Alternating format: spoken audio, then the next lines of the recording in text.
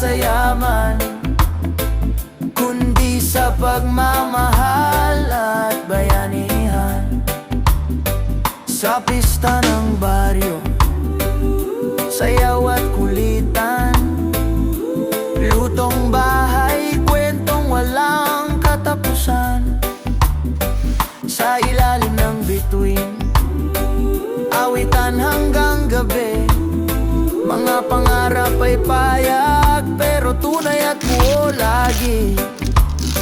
Kahit mabagal ang oras, di ka naman nag-iisa. Dito mo matututunan ang